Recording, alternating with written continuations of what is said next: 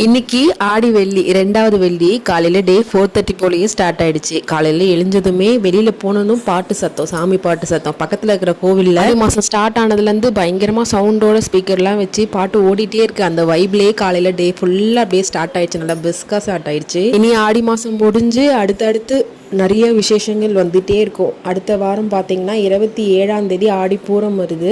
ஆடிப்பூரம் வந்து குழந்தை வரம் வேண்டி நிறைய பேர் வந்து திருமணம் ஆகாதவங்க மெயின்லி குழந்தைக்காக வேண்டி நிறைய பிரார்த்தனைகள் பண்ணுவாங்க. அதுக்கடுத்து ஆடி மாதத்துலேயே வரலட்சுமி நோன்பு, விநாயகர் சதுர்த்தின்னு சொல்லிட்டு அப்படியே லைனாக ஸ்டார்ட் ஆகிடும். விநாயகர் சதுர்த்தி ஆரம்பித்தா சொல்லவே தேவையில்லை. இன்னைக்கு செகண்ட் ஃப்ரைடே, ஆடி 2வது வெள்ளிக்கிழமை. லாஸ்ட் ஃப்ரைடேவே வந்து சக்கரை பொங்கல் நெய்வேத்தியமாக செஞ்சு வச்சு படைக்கலாம்னு சொல்லிட்டு பிளான் பண்ணியிருந்தேன்.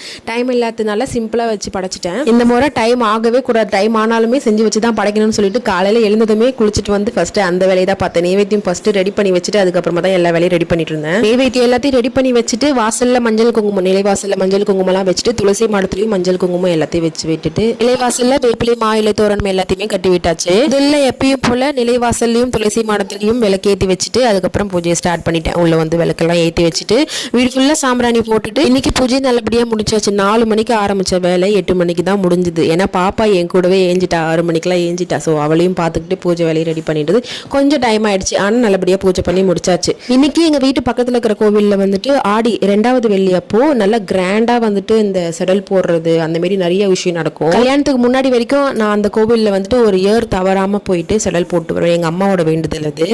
இந்த தடவை வந்து அம்மா வீட்டில் வந்து பொங்கல் வைப்பாங்க. ஈவினிங் போல் கோவிலுக்கு போயிட்டு பொங்கல்லாம் வச்சு நல்லபடியாக சாமி கும்பிட்டுட்டு வீட்டுக்கு வந்தாச்சு. இனி டே இப்படியே போயிடுச்சு. என் வீடியோ பிடிச்சிருந்தா லைக் பண்ணுங்கள், சேனலை மறக்காமல் சப்ஸ்கிரைப் பண்ணி வச்சுக்கோங்க. நெக்ஸ்ட் ஒரு வீடியோவில் பார்க்கலாம்.